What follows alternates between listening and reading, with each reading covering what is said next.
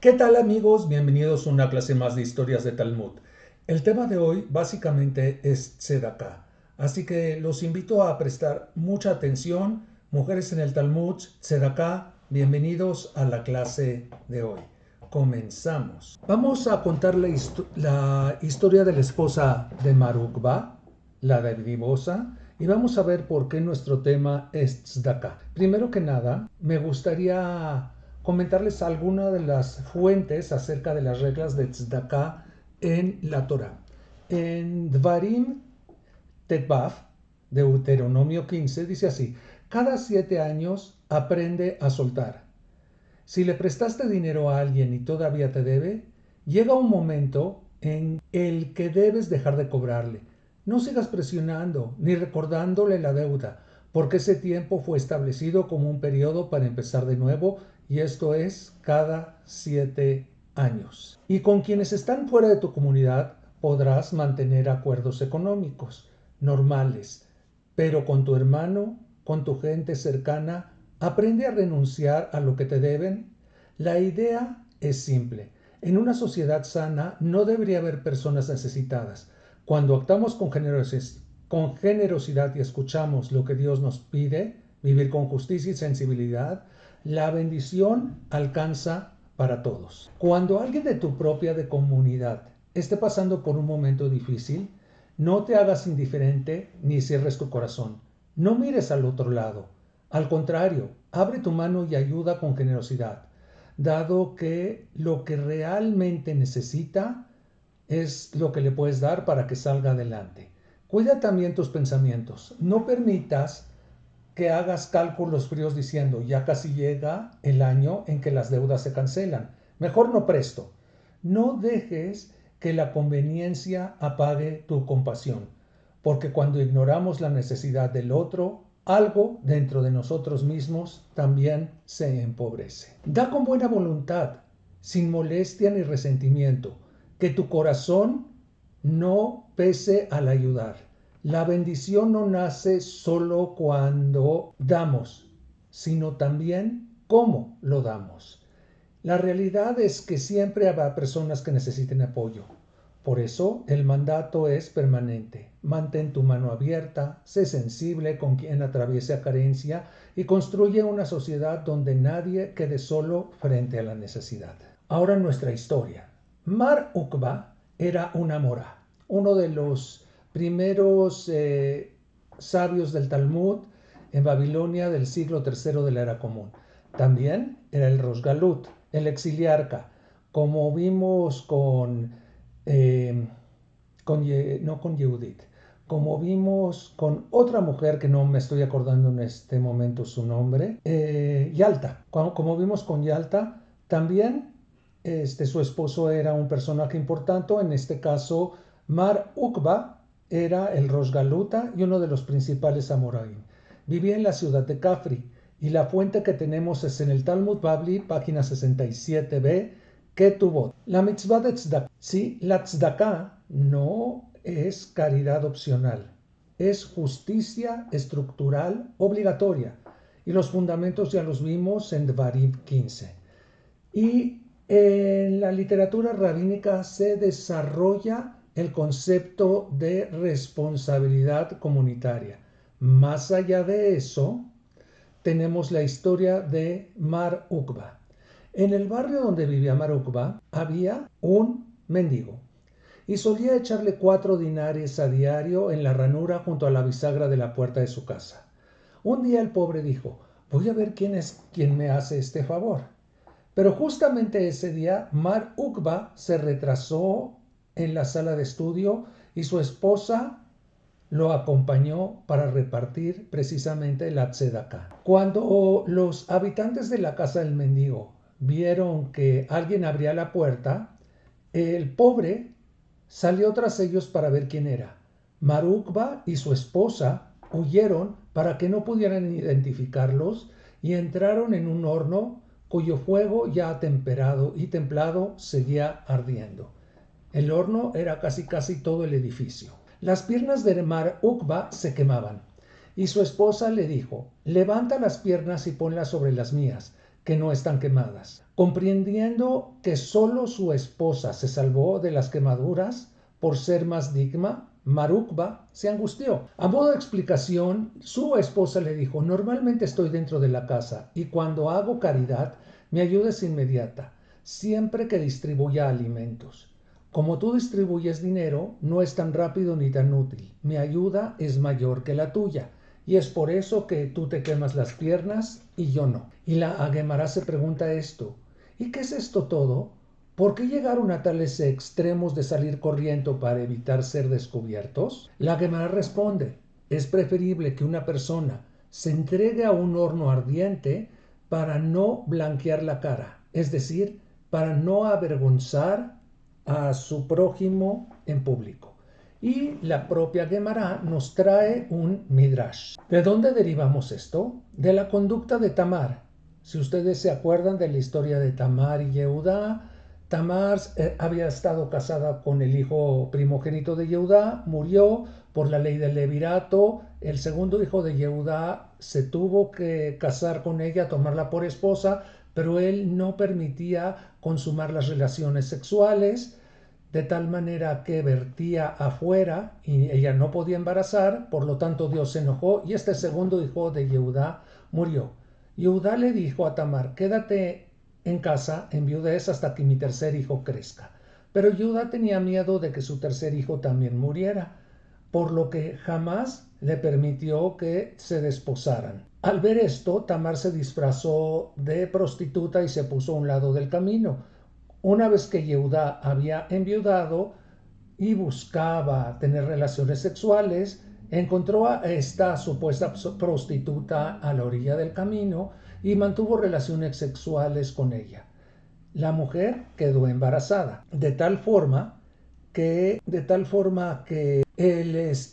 se le notaba el embarazo. Alguien la acusó con Yehudá: tu nuera se ha prostituido.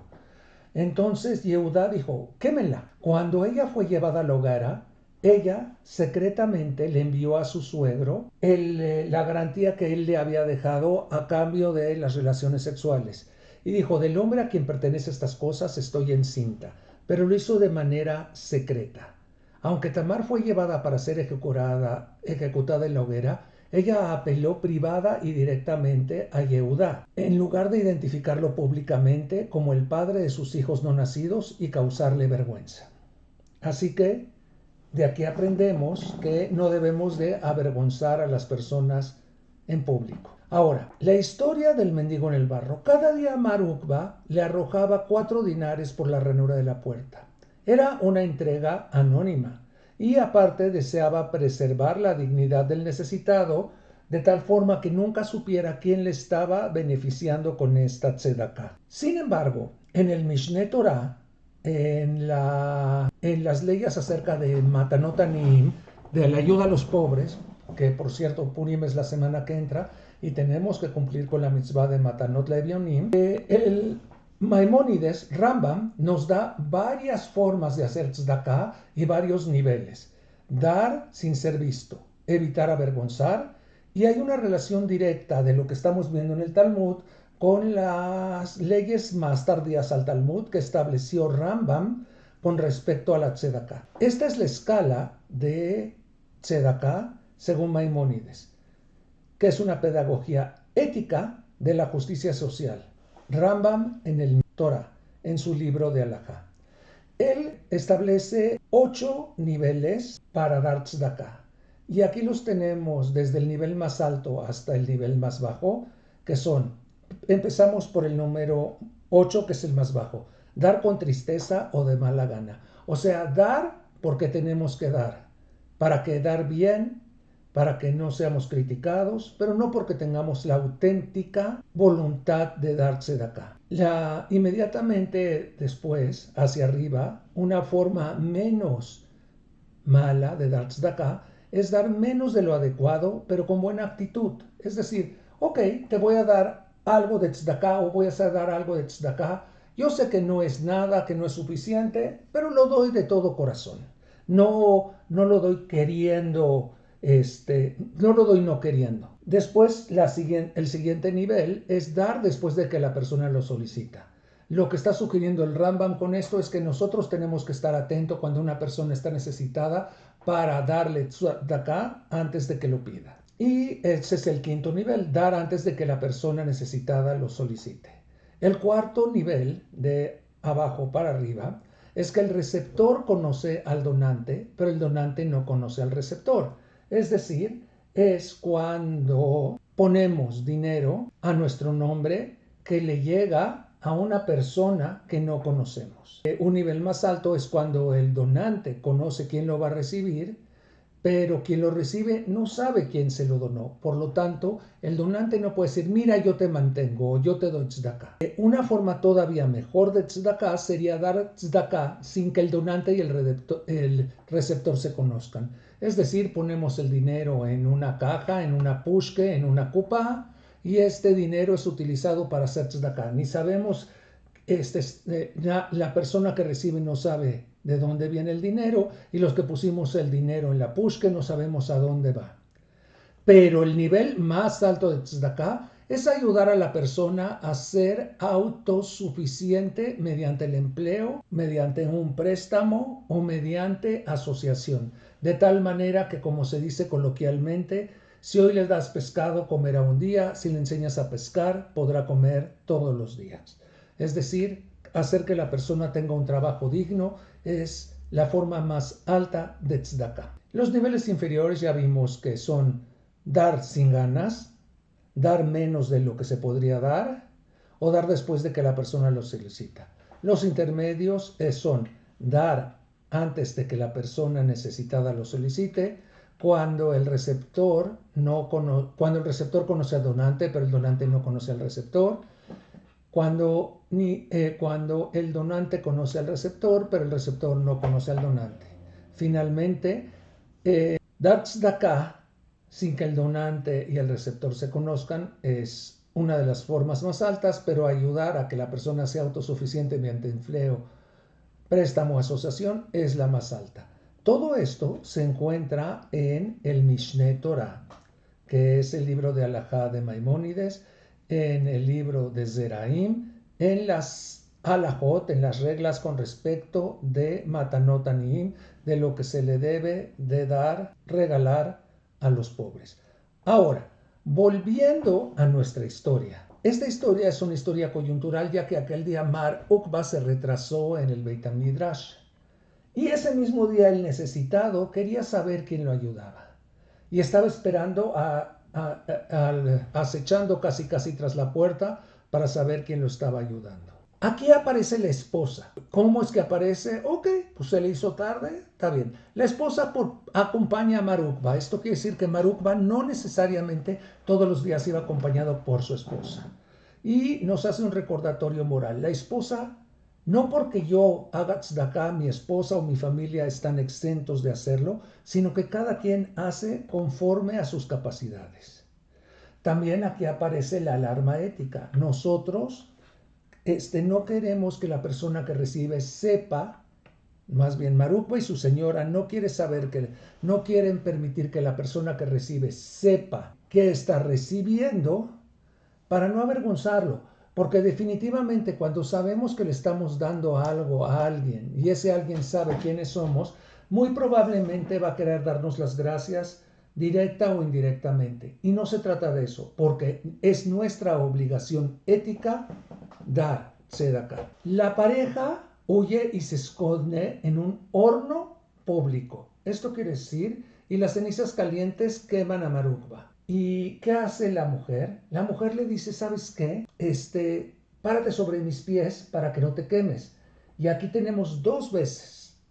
Una, se esconde en el horno para evitar avergonzar al pobre, y otra, ella le permite que él se pare sobre sus pies para que no se queme, de tal manera que no quede avergonzado. Y bueno, aprendimos también el principio rabínico, que es mejor arrojarse al horno ardiente que avergonzar al prójimo en público, aprendido del relato de Yehudá y Tamar. Y aquí hablamos también del mérito espiritual, que cuando nosotros ayudamos a alguien y esa ayuda está disponible de inmediato, es una mejor ayuda que cuando la persona que está en mucha necesidad tiene que inclusive dejar de trabajar para poder ir a comprar comida con el dinero que le dieron de tzedakah.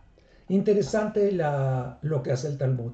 Afortunadamente en nuestra sociedad, en nuestra comunidad mexicana, existen estas instituciones de tzedakah que regalan comida a los necesitados. ¿Sí? Ahora, el que da dinero es una persona anónima en este relato, y precisamente el mendigo, al recibir dinero, quiere saber quién se lo está dando. Ella, al poner sus alimentos en la caja de alimentos que se ponía en la ciudad, la ayuda era inmediata, y como todo el mundo ponía alimentos en la caja de alimentos, nadie sabía quién daba esta tzedakah, y por lo tanto está en un nivel más alto de tzedakah. Pero ambos, tanto Marukba como su mujer, dan tzedakah diario. En este caso, la heroína es la mujer de Marukba y es la protagonista de esta historia. Y aquí encontramos un liderazgo silencioso, aquí encontramos humildad, y también encontramos consuelo al marido que se le queman los pies. Este es un equipo ético, dentro del hogar y fuera del hogar. Son complementarios y sostienen la dignidad humana. Ahora, no nos quedemos solo con el relato. Realmente, ¿cómo amamos tzedakah hoy? Pues yo puedo decir que en mi familia seguro que damos tzedakah. Y lo hacemos tal y como en este aspecto, como Marukba y su esposa. Y dejamos de dar tzedakah para después. No, la tzedakah es algo constante, es una mitzvah activa. Y la pregunta que tenemos es si ustedes, mis amigos, también forman parte del equipo de justicia social. La historia comienza con Marukba como héroe dando tzedakah y termina revelando una sociedad ética. Y la tzedakah tiene que ver no solo con dar, sino con la dignidad y con el momento adecuado. Así que, mis amigos, es la historia de la esposa de Mar Ukba, y estas son algunas de las halajot para dar tzedakah. ¿Qué opinan ustedes? Tal vez esto haga que se mueva su corazón y elijan ahora subir un escalón más en la escalera de la calidad de su tzedakah. Dejen sus comentarios y nos vemos en la clase presencial. Que estén muy bien, mis queridos amigos.